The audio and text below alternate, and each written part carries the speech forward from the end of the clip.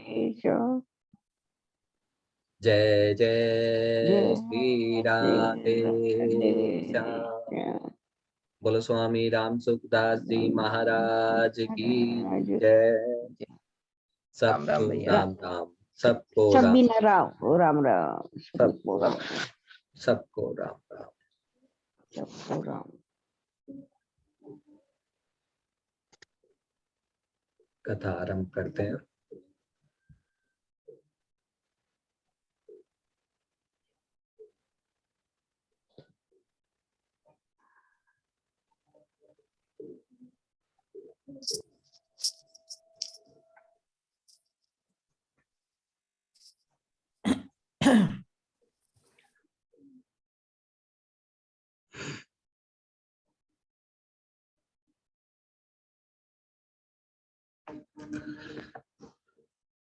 अठारह पहला अध्याय 15वां श्लोक। अंतर्यामी भगवान श्री कृष्ण ने पांचजन्य नमक शंख, धनंजय अर्जुन ने देवदात नामक शंख बजाया और भयानक कर्म करने वाले वृकोदर भीम ने पौंड्रक नामक महाशंख बजाया। सबके अंतर्यामी अर्थात सबके भीतर की बात जानने वाले साक्षात भगवान श्री कृष्ण ने, किसका म्यूट हो गया,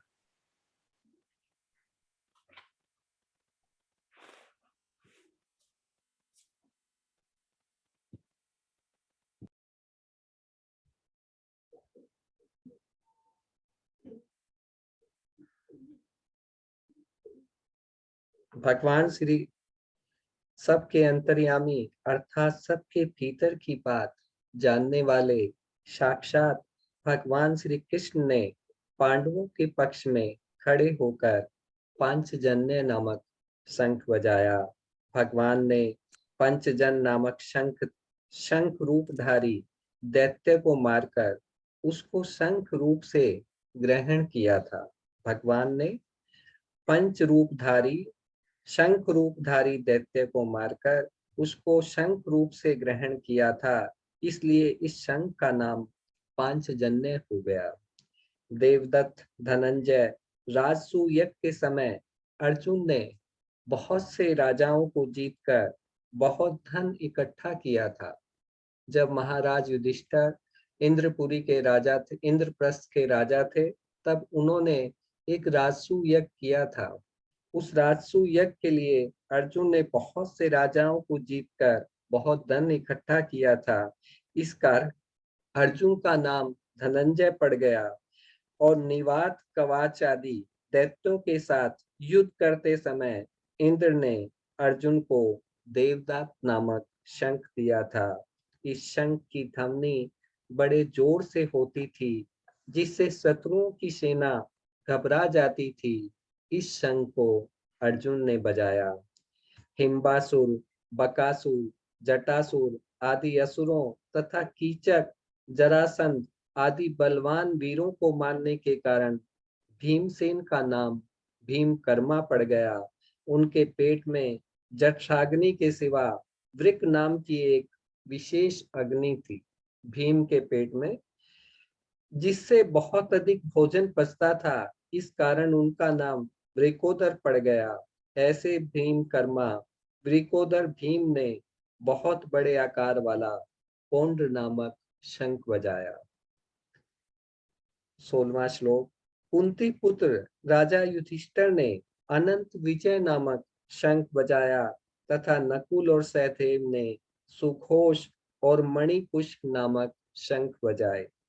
अर्जुन, भीम और युधिष्ठिर ये तीनों कुंती के पुत्र हैं तथा नकुल और सहदेव ये दोनों माद्री के पुत्र हैं।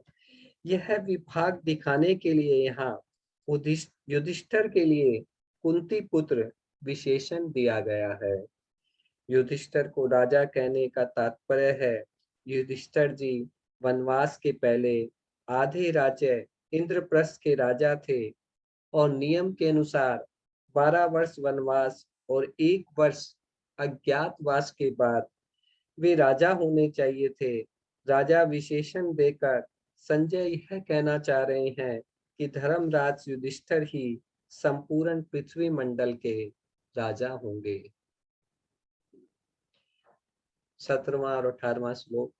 हे राजन, श्रेष्ठ धनुष वाले काशीराज और महारथी सिकंदी, धृष्टद्युम्न एवं राजा विराट और अजेय सात्यकी, राजा द्रुपद और द्रौपदी के 5 पुत्र तथा लंबी लंबी भुजाओं वाले सुभद्रा पुत्र अभिमन्यु, इन सभी ने अपने अलग अलग शंख बजाए। महाराजी शिकंडी बहुत सुरवीर थे। यह पहले काशीराज की कन्या अंबा था और इस जन्म में भी राजा द्रुपद को पुत्री रूप से प्राप्त हुआ था। आगे चलकर यही शिखंडी स्थून करमा नामक यक्ष से पुरुषत्व प्राप्त करके पुरुष बन गया। अर्जुन का पुत्र अभिमन्यु बहुत सुरवीर था। युद्ध के समय इसने द्रोण निर्मित चक्रव्यूह में घुसकर अपने पराक्रम से बहुत से वीरों का संहार किया। अंत में कौरव सेना के 6 महारथियों ने इसको अन्याय पूर्वक घेर कर शस्त्र अस्त्र चलाए और दुशासन पुत्र के द्वारा सिर पर गदा का प्रहार होने से उसकी मृत्यु हो गई। संजय ने शंखनाद के वर्णन में केवल कौरव सेना के सूरवीरों में केवल भीष्म जी का ही नाम लिया और पांडव सेना के सूरवीरों में भगवान श्री कृष्ण, अर्जुन, भीम 18 वीरों के नाम लिए।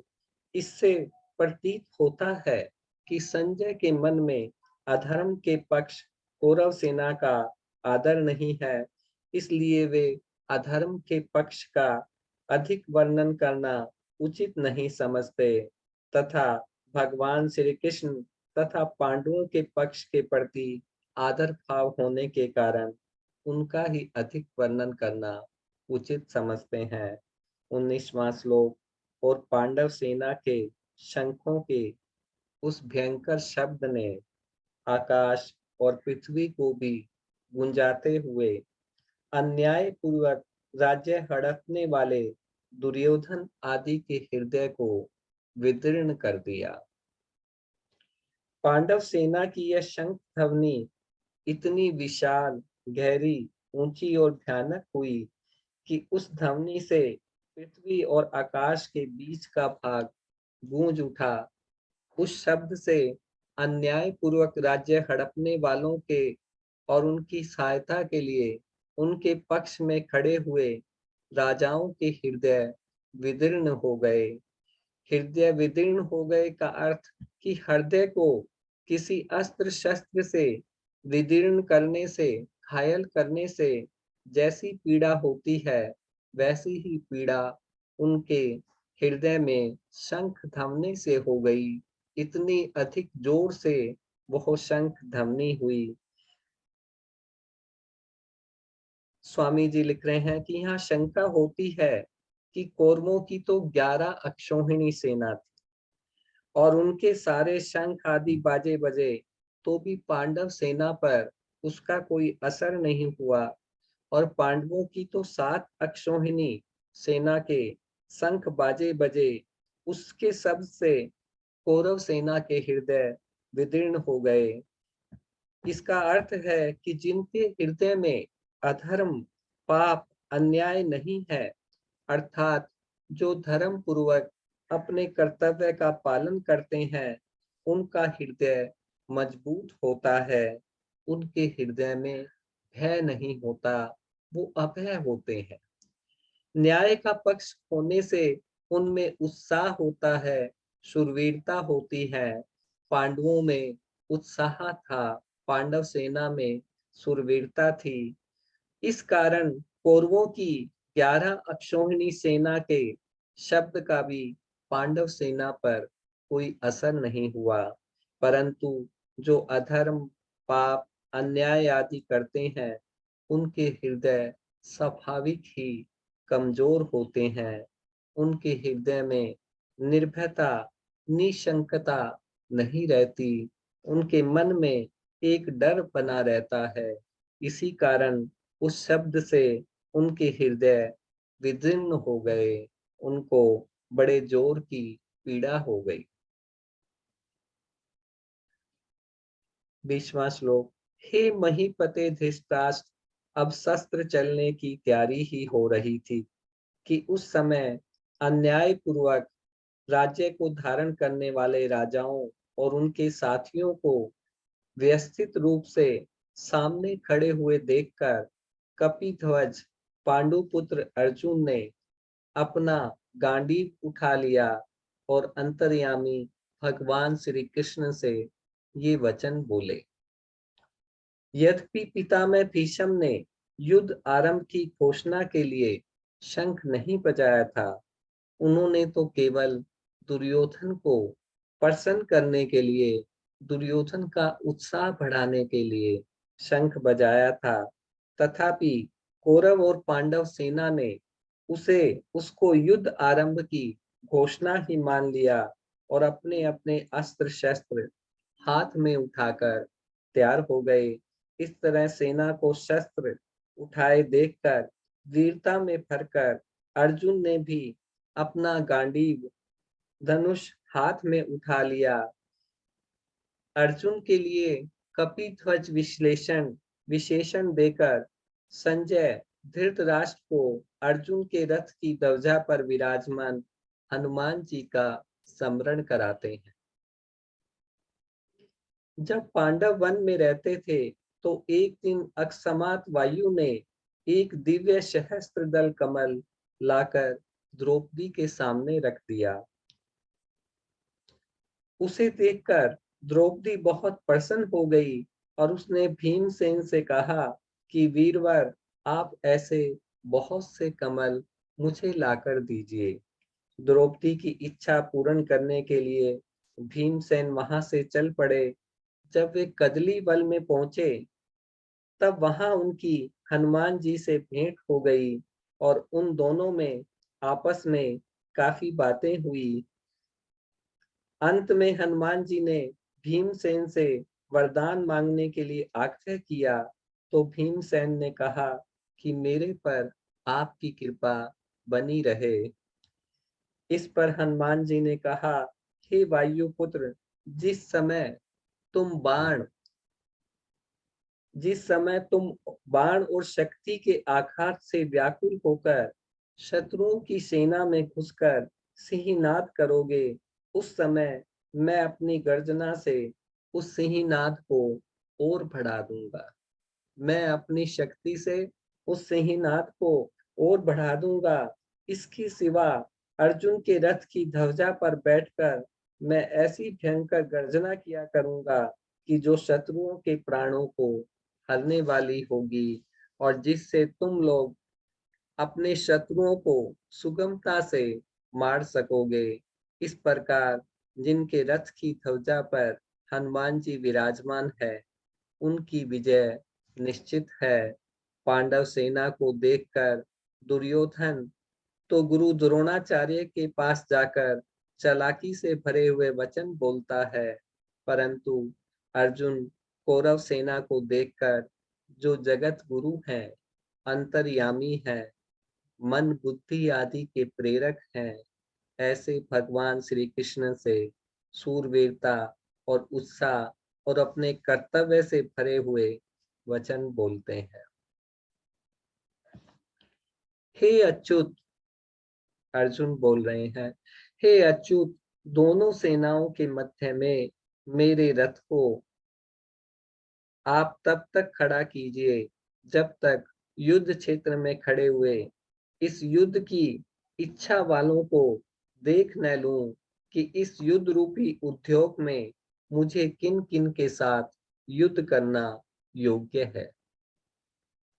दोनों सेनाएं जहां युद्ध करने के लिए एक दूसरे के सामने खड़ी थी, वहां उन दोनों सेनाओं में इतनी दूरी थी कि एक सेना दूसरी सेना पर बाण आदि मार सके। अर्जुन भगवान से कह रहे हैं कि ऐसे युद्ध भूमि के मध्य भाग में मेरे रथ को आप खड़ा कर दीजिए, जिससे आसानी से मैं दोनों सेनाओं को देख सकूं। दोनों सेनाओं के बीच में रथ कब तक खड़ा करें? इस पर अर्जुन कहते हैं कि युद्ध की इच्छा को लेकर कौरव सेना में आए हुए सेना सहित जितने भी लोग हैं, कौरव सेना में आए हुए सेना सहित जितने भी राजा लोग खड़े हैं, उन सबको जब तक मैं देख न लूं, तब तक आप रथ को वहीं खड़ा कीजिए। इस युद्ध के उद्योग में मुझे किन किन के साथ युद्ध करना है, उनमें कौन से मेरे समान बल वाले हैं और कौन से मेरे से कम बल वाले हैं और कौन से मेरे से अधिक शक्ति वाले हैं, उन सबको मैं जरा देख लूं। 23वां श्लोक। दुष्ट बुद्धि दुर्योधन का युद्ध में प्रिय करने की इच्छा वाले जो ये राजा लोग इस सेना में आए हुए हैं, युद्ध करने को उतावले हैं, इन सबको मैं देख लूं।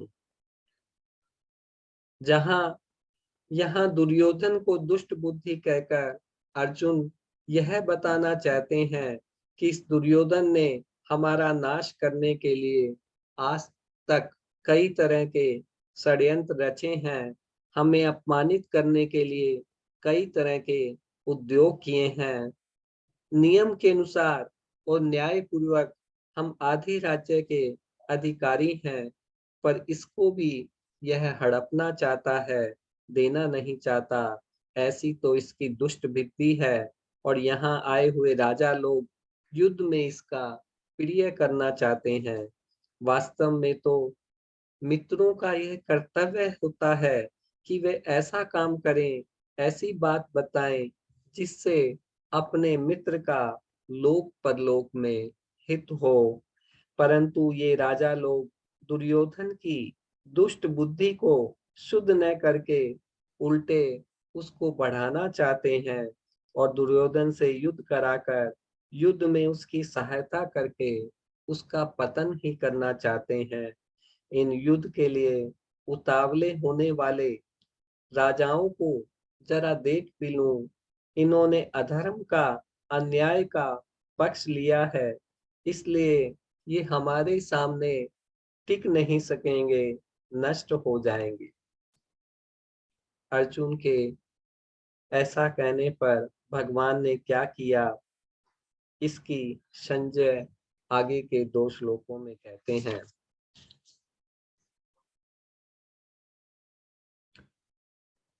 हे भरतवंशी राजन, निद्रा विजयी अर्जुन के द्वारा इस तरह कहने पर अंतर्यामी भगवान श्री कृष्ण ने दोनों सेनाओं के मध्य भाग में पितामह भीष्म और आचार्य द्रोण के सामने तथा संपूर्ण राजाओं के सामने श्रेष्ठ रथ को खड़ा करके इस प्रकार कहा कि हे पार्थ, इन इकट्ठे हुए कुरुवंशियों को देख।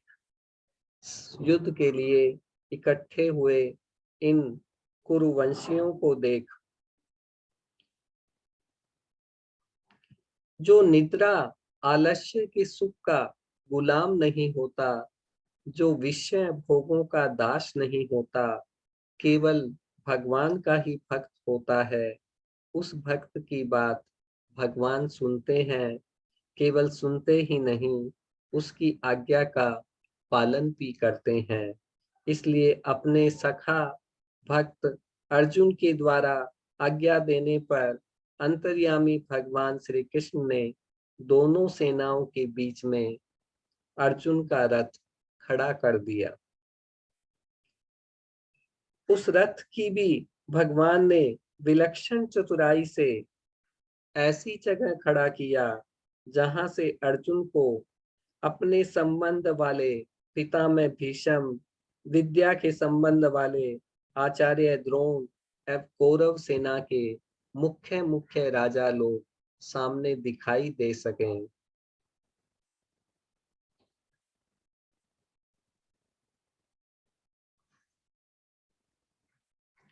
अर्जुन के भीतर का कौटुंबिक मोह भी दूर नहीं होता, जिसे दूर करना भगवान अपनी जिम्मेवारी मानते हैं। इसीलिए भगवान ने रथ को इस प्रकार खड़ा किया कि अर्जुन अपने पूरे कुटुंब को, अपने चाचाओं को, युद्ध के लिए खड़े हुए अपने पूरे भाइयों को, धृतराष्ट्र के पुत्रों को सावधानी से देख सके। कौटुंबिक स्नेह और भगवत प्रेम, इन दोनों में बहुत अंतर है। कुटुंब में ममता युक्त स्नेह हो जाता है, परिवार के लोगों से एक ममता का स्नेह हो जाता है, तो कुटुंब के, परिवार के अवगुणों की तरफ ख्याल जाता ही नहीं है। किंतु ये मेरे हैं ऐसा भाव रहता है। ऐसा ही भगवान का भक्त में विशेष स्नेह हो जाता है, तो भक्त के अवगुणों की तरफ भगवान का ख्याल जाता ही नहीं है, किंतु यह मेरा ही है ऐसा भाव रहता है। कुटुंब स्नेह में क्रिया तथा पदार्थ की, शरीर आदि की, और भगवत प्रेम में भाव की मुख्यता होती है। कि कुटुंब के, परिवार के लोगों से जो स्नेह होता है उसमें तो क्रिया की, पदार्थ की, शरीर आदि की प्रधानता रहती है, लेकिन भगवान से प्रेम में, भगवत प्रेम में भाव की मुख्यता रहती है। कुटुंब स्नेह में मूर्ता, मोह की, और भगवत प्रेम में आत्मीयता की मुख्यता रहती है।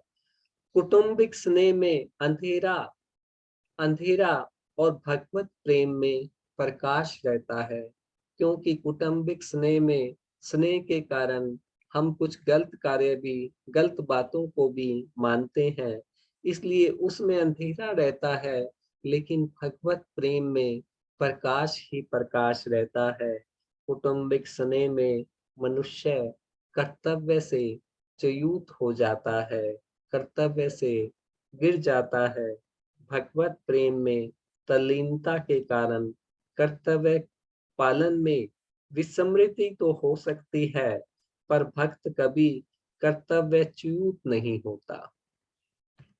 कि वे थोड़ी देर के लिए कर्तव्य भूल तो सकता है, लेकिन कर्तव्य से गिर नहीं सकता।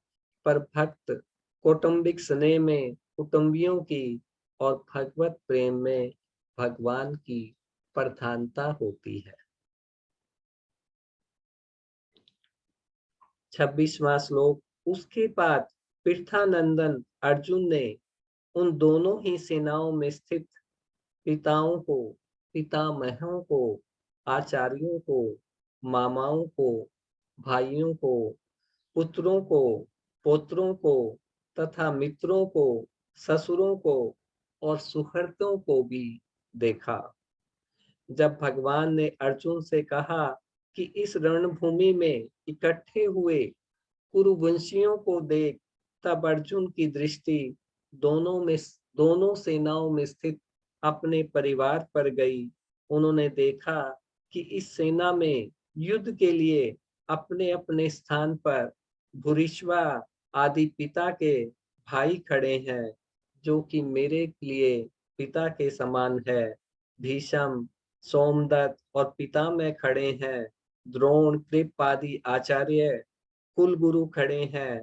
पुरजित, कुंती भोज, शल्य, शकुनी आदि मामा खड़े हैं। भीम, दुर्योधन आदि भाई खड़े हैं। अभिमन्यु, घटोत्कच, लक्ष्मण आदि मेरे और भाइयों के पुत्र खड़े हैं। लक्ष्मण आदि के पुत्र खड़े हैं, जो कि मेरे पौत्र हैं। दुर्योधन के अश्वत्थामा आदि मित्र खड़े हैं। ऐसे ही अपने पक्ष के मित्र भी खड़े हैं, और सात्यकी, कृतवर्मा आदि सुहृद भी, सारे परिवार के लोग ही इस युद्ध में खड़े हुए हैं। अपनी अपनी जगह पर स्थित इन संपूर्ण बांधवों को देखकर वे कुंती नंदन अर्जुन कायरता से युक्त होकर विषाद करते हुए ऐसे वचन बोले।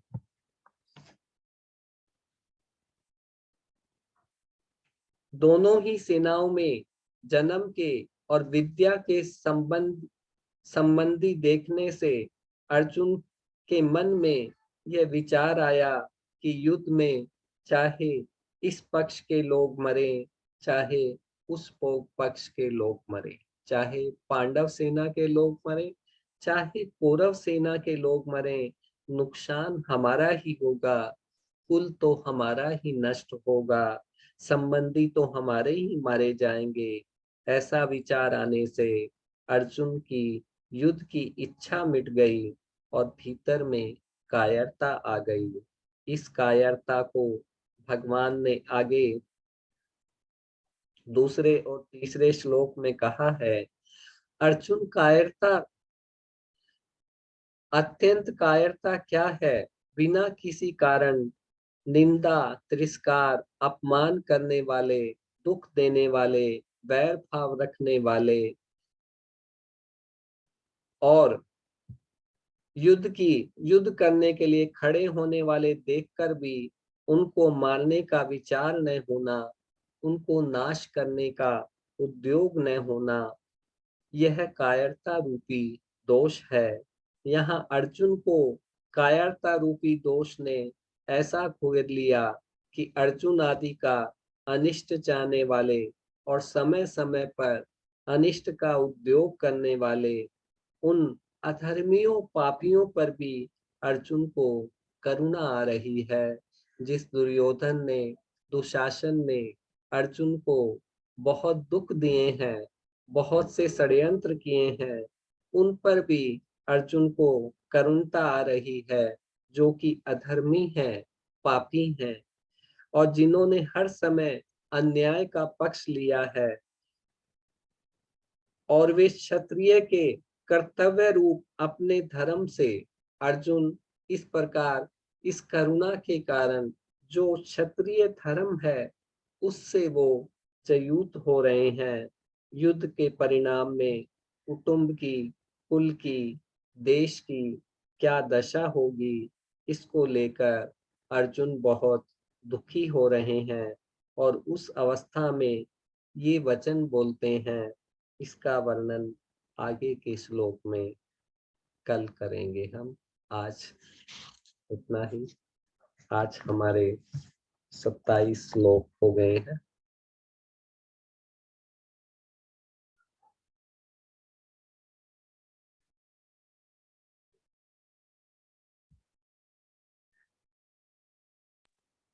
राम राम भैया। राम राम जी, सबको राम राम, सबको राम राम। सबको राम राम, सबको राम राम। हरे कृष्णा हरे